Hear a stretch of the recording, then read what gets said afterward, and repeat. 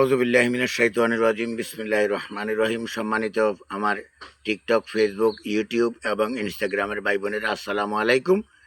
আমি জাহাঙ্গীর আলম আজকে কিছু কথা নিয়ে আপনাদের মাঝে এসেছি। আশা করি আমার ভিডিওটি শুরু থেকে শেষ পর্যন্ত দেখবেন। আর এই ভিডিওটা আমি কাউকে মনে কষ্ট দেওয়ার জন্য বা কাউকে খারাপ মন্তব্য করার জন্য করছি না। কিছু কিছু ভাইদের জন্য করছি যে বিএনপির সিনিয়র যুগ্ম মহাসচিব রুহুল কবির রিজভী ভাই আমাদের বাড়িতে এসে আমাকে 15 লাখ টাকা দিয়েছেন, তারপর আমার বাড়ি করে দিয়েছেন, গাড়ি করে দিয়েছেন। এটা দেখানোর জন্য আমি অনেক ভাইকে অনেকভাবে বোঝানোর চেষ্টা করেছি, কিন্তু বুঝে নাই।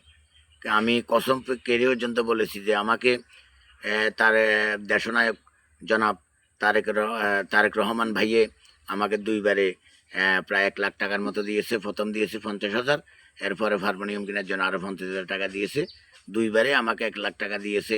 আর একটা দল একজন আরেকজনকে ভালো লাগতেই পারে, তাই কি তার সব কিছু কি উনি দিবে আমাকে? আমি যদি আপনাকে বা আমি যদি একজনকে ভালোবাসি বা আমি যদি একজনকে পছন্দ করি, আমি কি তার সব কিছু দেবো নাকি? উপহারই, সামান্য হলেও এটা উপহার, আর অনেক কিছু হলেও উপহার। এখন আজকে আমরা যারা বলছেন, যারা চক্র করেন, আমাকে বিল্ডিং করে দিয়েছে। আমার বাড়িটা দেখুন, আমি আমার বাড়িটা আপনাদেরকে দেখাচ্ছি। সবাই বাড়িটা দেখুন এবং সবাই শেয়ার কমেন্ট করে আরেক ভাইদেরকে জানিয়ে দিন। আমার ঘরটা দেখুন, আমি আমার ঘরটা দেখাচ্ছি। কেউ বলছে আমাকে 3 তলা বিল্ডিং করে দিয়েছে, আমার বাড়ি গাড়ি করে দিয়েছে। আসলে ভাই, একজনকে একজন ভালোবাসলে কত দিতে পারে? এটা নিয়ম যে আমার বাড়িতে একজন মেহমান আসছে, উনি আমার সব কিছু করে দেবেন? উনি কি আল্লাহ দিলে সব কিছু দিতে পারে, কিন্তু বন্দারকে দেওয়ার ক্ষমতা আছে? কিন্তু আসলে আপনাদেরকে আমি যতই বুঝাইতে চাই, আপনারা বুঝেন না। দেখেন আমার ঘরটা দেখেন। আমার 8 তলা 6 তলা বিল্ডিং করে দিয়েছে অনেকে বলেন। আমার ছেলে মেয়ে, 2জন ছেলে আপনার রাজ্যগালি কাজ করে। এ দেখেন আমার দরজা ভাঙ্গা, এ দেখেন দেখেন আমার দরজাটা ভাঙ্গা, দরজাটা দেখাও। দরজা ভাঙ্গা, এটা হলো আমার থাকার ঘর। তারপরে আপনারা যে না বুঝে চক্র করেন, কেন করেন আমি বুঝি না ভাই। একজন একজনকে ভালোবাসতেই পারে, একজন একজনকে উপহার দিতেই পারে, তাই বলে কি ওনার সব কিছু দিয়ে দেবে? ওনার সব কিছু কি দিয়ে দেবে? আপনারা সবাই ভিডিওটি দেখুন, সবাই শেয়ার করুন। এই আমার বাড়ির এরিয়া, আমার বাড়ি, আমার ঘর। কি জন্য আপনারা চক্র করেন? আসলে দিকে আসো, দেখেন আমার ফাঁকের ঘরটা দেখাও। দেখেন আমার ফাঁকের ঘর। আপনারা কেন না বুঝে একজনের কান কথা শুনে আরেকজনের সাথে চক্র করেন আর আমাকে বিভিন্ন রকমের প্রশ্ন করেন? আমার গান শুনে আপনার ভালো লাগতেই পারে, আপনি আমাকে উপহার দিতেই পারেন, তাই বলে কি আপনি আমাকে সব কিছু দিয়ে দেবেন? কি আপনার জমিদারি আছে?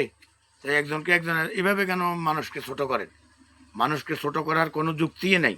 মানুষকে ছোট করে কোনোদিনও মানুষকে ছোট করে দেখবেন না। কারণ আপনি যদি একজনকে ভালোবাসেন, আল্লাহ ভালোবাসবে। আপনি যদি একজনকে ঘৃণা করেন, আল্লাহ আপনাকে ঘৃণা করবে।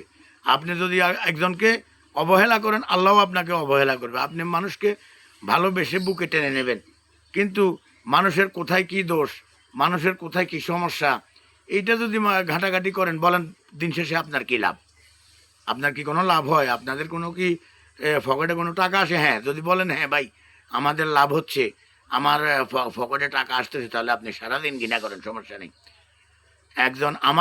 আমার এটাই তো বড় পাওয়া যে আমি একজন অন্ধ মানুষ, আমি একজন অশিক্ষিত মানুষ। আমার কাছে দেশনায়ক তারেক রহমান ভাই ভালোবেসে বিএনপির দলের সিনিয়র যুগ্ম মহাসচিব, বিএনপির দলের সিনিয়র যুগ্ম মহাসচিবকে আমাকে দেখার জন্য পাঠাইছে। এটা তো আমার জন্য অনেক বড় পাওয়া।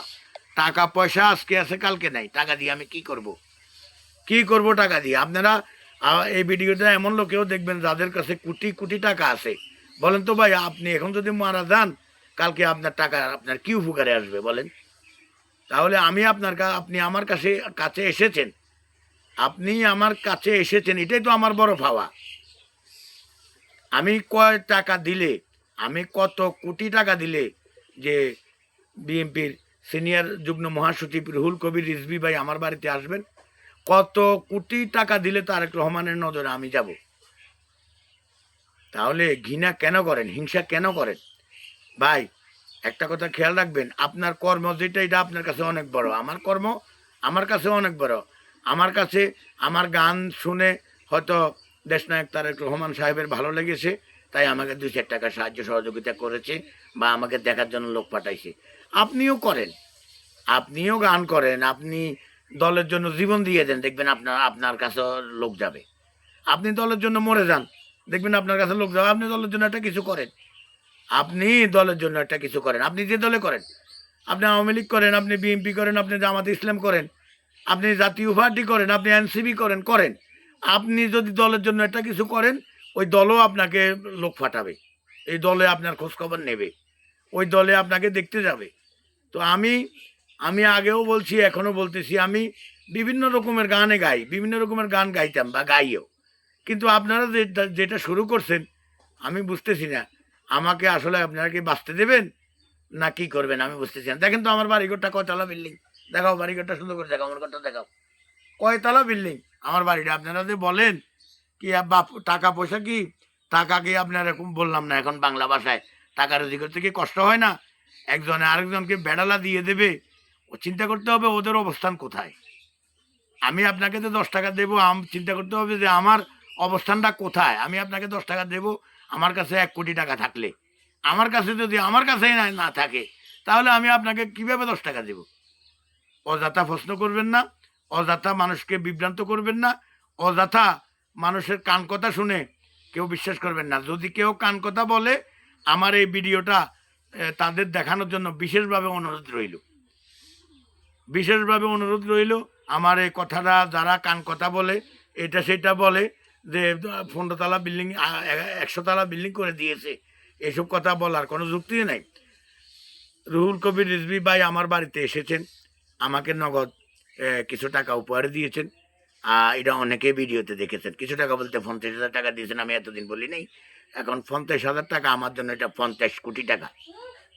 50,000 টাকা আমার জন্য এটা 50 কোটি টাকা। এটা তো রুহুল কবির রিজভী দেন না, জনাব তারেক রহমান সাহেব আমার জন্য পাঠাইছেন। আবার কিছুদিন আগে আরও 50,000 টাকা পাঠাইছেন, টোটাল 1 লাখ টাকা পাঠাইছেন। 1 লাখ টাকা থেকে 50,000 টাকা আমাকে ক্যাশ দিয়েছেন, 1 লাখ টাকাই ক্যাশ দিয়েছেন।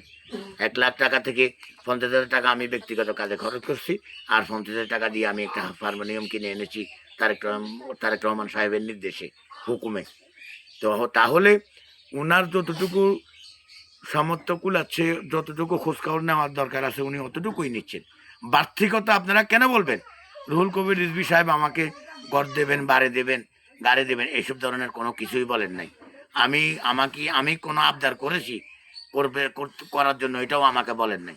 আমাকে বিএনপি পরিবার বলছেন গান দিয়েছেন, গান করেছেন, আপনার অনুভূতিটুকু আপনি বলুন। আমি আমার অনুভূতিটুকু বলেছি। আর পাশাপাশি আমার যে রাস্তাটা, এই রাস্তাটা আমি নিজ থেকে চাইছি, ওরা দেবে, ওরা করবে, ওটা কোনো দিন ওটা আমাকে বলেও নাই। আমি আমার নিজ থেকে রাস্তা ওরা করে দেবে ওটা আমাকে বলেও নাই। আমি আমার নিজ থেকে বলেছি যে আমার জন্য, আমার এলাকাবাসীর জন্য আমি এই রাস্তাটা চাইতেছি। ওরা নোট করে নিয়ে গেছে মনে হয়, আমি তো আর দেখি নাই। আচ্ছা যাক, এইটাই এইটাই না হলে রুহুল কবির রিজভী ভাইয়ের সাথে আমার পার্সোনালি কোনো কথাবার্তাই হয় নাই। তাহলে আপনারা কেন এটা নিয়ে এত টানাটানি করেন? আমাকে দিলে আপনাদের সমস্যা কি? আমাকে যদি একটা কিছু দেয় আপনাদের কি সমস্যা? আপনারা কি আমাকে দিলে, আমি যদি একবেলা না খেয়ে থাকি আপনারা আমাকে সাহায্য করবেন, কিন্তু আমি যদি অসুখের অভাবে মরে যায় 10 টাকা দিয়ে সাহায্য করবেন। কিন্তু বড় ধরনের কিছু করার ক্ষমতা কি আপনাদের আছে? আপনাদের না, সারা পৃথিবীর কারো আছে? আল্লাহ যদি সহযোগিতা না করেন, তো কেন আপনারা এই কথাগুলো দেখেন তো। আমার বাড়ি কয়তলা বিল্ডিং। আমার আজকে ভিডিওটা দেওয়ার জন্য উদ্দেশ্যই হলো, হাটে বাজারে আমি কোনো জায়গায় যেতে পারি না, আমি কোনো জায়গায় উঠতে পারি না। বলেন আমাকে 10 তলা বিল্ডিং দিয়েছেন, 15 তলা বিল্ডিং করে দিয়েছে, আপনাকে 15 লাখ টাকা চেক দিয়েছে, আপনি বাজারে আসেন কেন? ভাই, আমার কাছে যদি 10 টাকা থেকেই থাকে, তাহলে আপনার কাছে যাওয়ার আমার কোনো যুক্তি নেই। আমার কাছে যদি 1,000 টাকা থাকে, আপনার কাছে যাওয়ার আমার কোনো যুক্তি নেই। অতএব অতএব ফালতু কথা বলবেন না। ভিডিওটা সবাইকে দেখার সুযোগ করে দিন। যারা মুখে মুখে কথা বলে, যারা বিশ্বাস করে না, তাদেরকে ভিডিওটা দেখান। তো আরেকটি কথা হলো, আপনাদের দোয়া এবং ভালোবাসায় আমার ইউটিউবে আজ অথবা কাল 60,000 ঘন্টা ওয়াচ টাইম পূর্ণ হবে। আমার ইউটিউব ইনকাম করার একটা সুযোগ হবে। অবশ্যই আপনারা সবাই দোয়া করবেন, ভালোবাসা দেবেন, ইউটিউব চ্যানেলটি সাবস্ক্রাইব করবেন, ফেসবুকে ফলো, লাইক, কমেন্ট করবেন, ইউটিউবে ফলো লাইক কমেন্ট করবেন, ইনস্টাগ্রামে ফলো লাইক কমেন্ট করবেন। এ কথা বলে আমি আমার রেকর্ডিং ভিডিওটি শেষ করছি। কেউ মনে কষ্ট নেবেন না। আসসালামু আলাইকুম ওয়া রাহমাতুল্লাহি ওয়া বারাকাতুহু।